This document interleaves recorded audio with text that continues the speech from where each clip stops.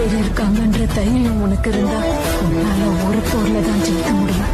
ஒரு விஷயத்தை மட்டும் மறந்துடாத, நீ போற அந்த பாதையில உன்னை எதிர்க்க ஒரு கூட்டமே வரும். அதே 1000 பேருக்கு நீ முன்னாடி இருக்கிறன்ற தைரியம் வந்துச்சுன்னா நீ இந்த உலகத்தையே ஜெயிக்கலாம்.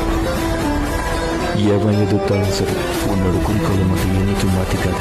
சாதிக்கணும்னு நினைக்கிற உண்மை தடுக்கணும்னு நினைக்கிறவன் தான் இருக்கிறதுல பெரிய முட்டாளா இருப்பான். நதியில கல்லூரியில் தான் முட்டாள்களோட வேலை.